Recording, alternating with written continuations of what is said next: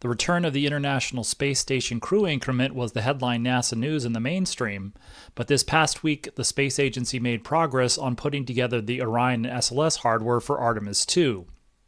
Hey everyone, thanks as always for your time. Launch preps for Artemis II have reached a high visibility point when big pieces of the spacecraft and the rocket are put together.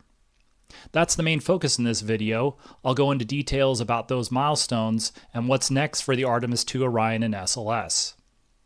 I learned that one of the SLS Core Stage engines will be swapped out, which will keep launch processing on schedule, so I'll have some details on that, about other hardware moving around, and an update on the training schedule. And also a few news and notes at the end, but let's start with Artemis II news. In the past week, we saw two of those very visible milestones for Artemis II preparations. One is complete and the other was in progress at the end of the week. At the Kennedy Space Center, the Orion Service Module is now encapsulated for launch, and the SLS Core Stage was lifted to begin the stacking process in the Vehicle Assembly Building. The core should be mated to the boosters over the weekend, and we'll hope to get stills and video next week. On Friday morning, March 21st, NASA Kennedy Space Center Public Affairs posted a few images of the Artemis II Orion with the service module fairings installed. The pictures were taken in the Neil Armstrong Operations and Checkout Building on March 18th, but the article that accompanied the images notes that the installation was completed the next day on Wednesday, March 19th. Installation of the 3 spacecraft adapter jettison panels, SAJ panels for short, follows installation of the 4 solar array wings earlier in the month. With those 2 Orion milestones, the service module hardware is completely installed and it is now encapsulated for launch. The crew module won't be encapsulated until the spacecraft is mated to its launch abort system later this year. The next steps for the Artemis II Orion short stack are for prime contractor Lockheed Martin to move it back into the Final Assembly Systems Test, or FAST cell, for final crew module installations and closeouts. The most conspicuous install remaining is the forward bay cover, but there's also installation of the parts from the launch abort system that were moved up in the overall integration sequence. At some point, the weight and center of gravity measurements will be taken, and Orion will be moved back out of the FAST cell onto a transporter and eventually moved from the O&C building to the multi-payload processing facility. Lockheed Martin will officially hand over the spacecraft to Exploration Ground Systems for launch processing somewhere around the time of that move. That handover and move are still forecast for late April. Towards the end of business on Friday, March 21st, KSCPAO posted another set of images on social media, this time of the lifting operations for the Artemis II SLS Core Stage to stack it on Mobile Launcher 1. The post includes one image showing the stage being repositioned for the lift, which was the first part of the overall stacking sequence. This image shows the stage in the process of being rolled in between VAB high bays 3 and 4. The 325-ton heavy crane for those high bays was attached to the lift spider on the front of the stage, and the 175-ton transfer aisle crane was attached to the engine section. Those cranes then assumed the load of the stage so that it could be disconnected from the ground transportation carrier. The stage was then lifted up to clear the 2 carrier pieces, and then those were driven out from underneath. In this shot, the aft hardware interface structure, or HIS, has been backed out from under the engine section by a pair of self-propelled modular transporters, or SPMTs. The forward HIS and another pair of SPMTs are still in position under the inner tank, likely in the process of being fully disconnected and driven away. That's where the pictures posted end, leaving 2 more operations for stacking, first breakover, and then lift to mate. First, the 2 cranes were going to rotate the stage from horizontal back to vertical again. If you recall, a week ago the stage had been lifted out of Boeing's Core Stage Vertical Integration Center tool in High Bay 2 and broken over from vertical to horizontal. Now the second breakover returns the stage to vertical in front of the SLS integration cell, which is High Bay 3. After the stage is vertical again, the heavy crane attached to the lift spider at the top has the full weight of the stage, and the trailing crane is disconnected. Then the stage will be lifted from just above the transfer aisle floor up and over into High Bay 3, where it will be lowered down in between the boosters so that the forward and aft attach points are lined up. The core stage forward attach points, which are on either end of the thrust beam that runs through the inner tank, rest on top of the SRB forward attach points. There is a soft mate and hard mate part of the attachment process, and once the boosters and core stage are hard mated, the lift spider will be disconnected from the stage, and the crane will take the spider back down to the VAB transfer aisle floor. But that's getting ahead of things a little bit. We'll have to see when soft mate and hard mate occurred after PAO returns on Monday, March 24th. When the Artemis I SLS Core Stage was mated to the boosters in mid-June 2021, NASA was still talking about a Work 2 launch readiness in November of that year, only about 5 months later. At the time for Artemis I, it seemed more symbolic of the beginning of a final stretch run to launch. In reality, Artemis I didn't roll out to the pad for the first time until March 2022, and there were still a lot of lessons to be learned even at that point. Launch didn't occur until November of 2022. This time around, everyone seems to have factored that experience in. This time, the official launch date is the risk-assessed date with extra padding, and it is still over a year away. A more aggressive Work 2 date of February, or even more aggressive than that of rolling out to the pad for launch by New Year's, is still at least 9 months in the future. So this time, core stage to booster mate still puts together the biggest pieces of the vehicle, but expectations seem to be more tempered. After the SLS launch vehicle stage adapter for Artemis II was moved from High Bay 4 of the vehicle assembly building to the transfer aisle on March 7th for stacking, it was moved from the transfer aisle back to High Bay 4 on March 19th for stacking, or something like that.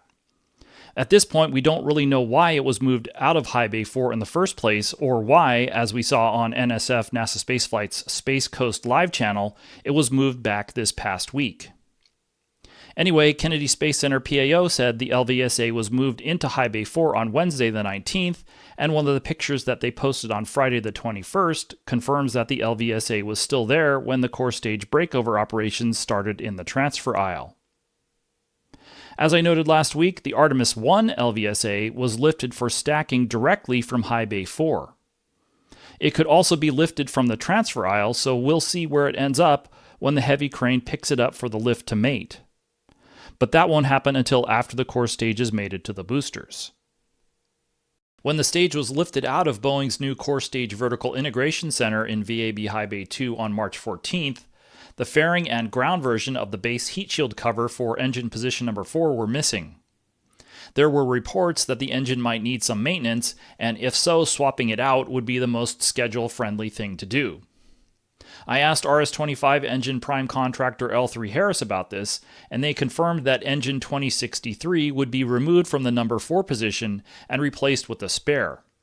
Here is the statement they provided. Quote, "To maintain the Artemis II launch readiness date, L3 Harris and NASA have decided to replace engine 2063 with engine 2061. Engine 2061, originally designated for the Artemis III mission, previously flew twice to the International Space Station and serves as a direct replacement. We decided to proactively swap out engine 2063 because we discovered a small hydraulic leak that is easier to repair outside the vehicle. We plan to use engine 2063 on a later Artemis flight." Unquote. Those engine removal and install operations will be performed sometime after the core stage is mated to the boosters in High Bay 3. All the RS-25 engine hardware, with the exception of the engine control system, has Space Shuttle program heritage and had been in storage for much of the past decade. L3 Harris has prepared the remaining leftover Space Shuttle main engine flight units for their Artemis missions through Artemis IV. As the statement said, engine 2061 was designated to be installed in the number 4 position in the core stage for Artemis III, and it will be used because the two engines facing the solid rocket booster aft separation motors have some ablative thermal protection applied on portions or arcs of some of the RS-25 nozzle hatbands. I took these pictures of engine 2063 back in February of 2020 during a media event at Stennis Space Center, and you can see a little bit of that material. L3 Harris completed engine preps for the Artemis III set almost 2 years ago, and engine 2061 would have that same extra protection on its hatbands. Given its availability, as the statement noted, substituting a flight-ready engine allows all the SLS launch preparations for Artemis II to be completed sooner rather than repairing engine 2063 while it is installed in the core stage engine compartment. Engine 2063 is an unflown flight engine assembly using Space Shuttle main engine inventory from when the program ended in 2011. Engine 2061 was the last SSME assembled and flown before program retirement. The engine was assembled at Kennedy Space Center in the engine shop, also known as the Space Shuttle Main Engine Processing Facility, that adjoined Orbiter Processing Facility Bay 3. After assembly, the engine was transported to the Stennis Space Center in southern Mississippi, where it was acceptance tested in the final SSME hot fire test of the program in late October of 2008. Engine 2061 was subsequently first installed on Orbiter Endeavour in the number 2 position for that 3-engine cluster in late 2009. It flew 2 Space Shuttle missions, the last 2 flights of Endeavour, STS-130 in February 2010 and STS-134 in May of 2011. At that same February 2020 visit to Stennis Space Center, I also saw Engine 2061, as by that time Aerojet Rocketdyne, now a part of L3 Harris, had completed work on the Artemis II engine set and was working on the Artemis III set. 2061 was in one of the assembly decks alongside Engine 2057. Looking forward, we'll see when the engine remove and replace operations take place. After the core stage is mated to the boosters, internal access will have to be set up again inside the different internal volumes, the forward skirt, inner tank, and engine section, which is where final engine removal preparations will take place.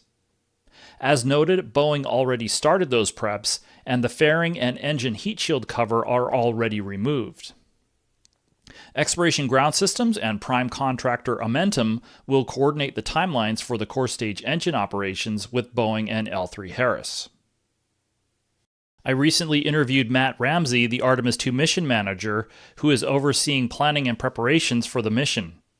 The focus of the interview was on how NASA was refining the processing plan for Artemis II for the rest of the year, and I have covered the takeaways in previous videos. I'll put out a video that goes into that interview in more detail for members next week. In the meantime, I got a chance at the end of the interview to ask for an update on where mission planning and preparations was and is in March 2025. I asked specifically about when joint integrated simulations might start ahead of launch. Those bring in multiple control teams for something like a day of launch simulation, with the launch control team in Florida, the flight control team in Texas, along with the Artemis II flight crew and the mission management team. That could also include other groups and support teams to practice real-time decision-making for different countdown, launch, and flight day 1 scenarios. Well, if I have time for one more question, I would be curious. This is kind of going back to the mission planning and getting ready. In terms of, so the question would be, when are the teams going to start doing? I know the crew talked about starting to do integrated ascent entry simulations with the flight control team. Like where would you get into doing like joint integrated sims between Kennedy and Johnson? That's a good question. Yeah. So we've just recently had a TIM on that with all the parties involved. Now I will tell you that. So you mentioned it, but so the astronauts are working with the flight control team on sims today, with going through flight rules and procedures and all that stuff. So all that work is going on today. The launch control team is also having simulations on their side today. Now that doesn't include loading astronauts into that's all simulated, but they are doing these standalone sims. The KSC folks are doing these standalone sims at L-6, which is about due. We're going to start this summer. We'll start L-6 type preparations for integrated sims. So that includes launch control team, flight control team, and MMT. We'll start that training this summer. So we also have a URT 12 that's coming up, I think the end of this month. So that's an underway recovery test where I don't believe our Artemis II astronauts are going to be doing training for that one. They did that training on URT-11, but we will have astronaut stand-ins doing simulated recovery, and we'll do a full mission profile. It's called a full mission profile, but it's basically simulated at EI, at entry interface. So we'll simulate that with the flight control team all the way down the splashdown, and then the recovery team will pick it up at splashdown with the CMTA, the crew module test article, out in the Pacific Ocean and recover the astronaut stand-ins, and then recover the CM through the well deck. So hopefully that made sense to you. Yeah, oh yeah. The big takeaway is that L-6 months point, which is planned in the summer, which would be when the training would go to the proverbial next level. The launch control and flight control teams will continue doing their standalone sims, and the flight crew will continue doing their standalone training, but those more coordinated joint integrated simulations will also begin, bringing all the teams together to work as they would on launch day and then during the mission.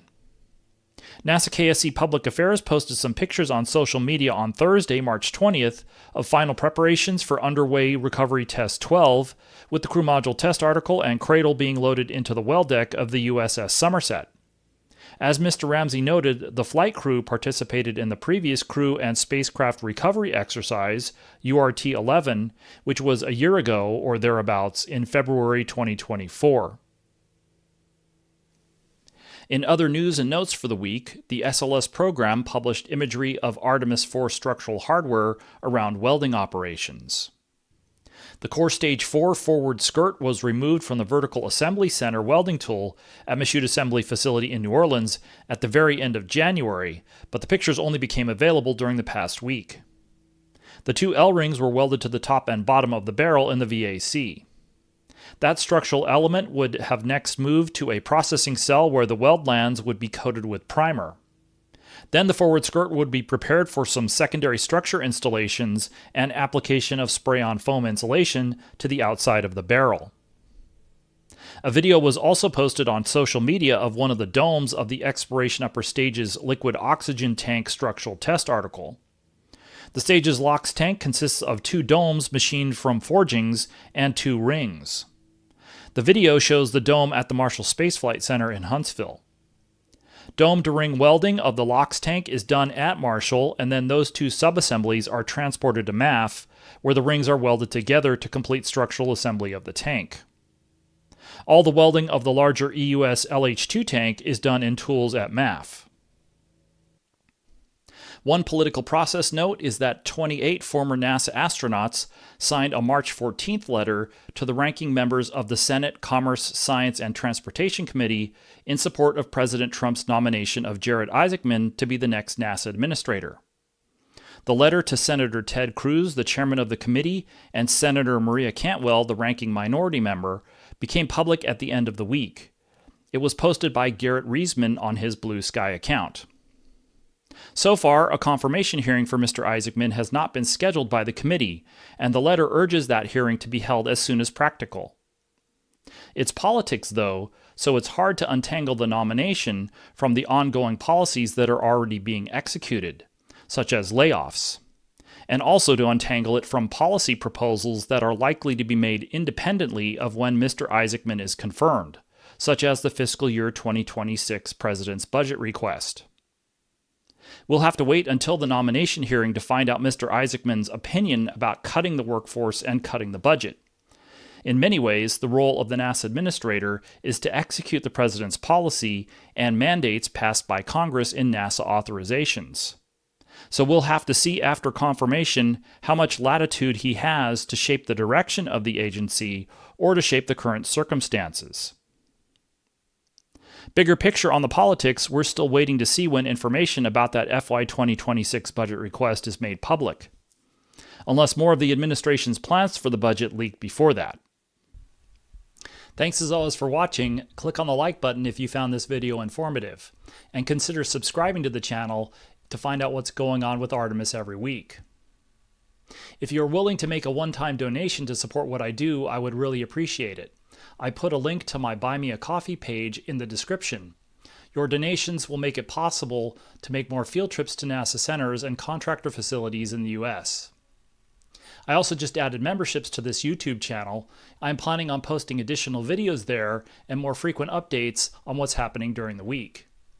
I included a separate link to join in the description, but you can also click on the Join button on this page above the description, and there's also a place to join on the channel homepage.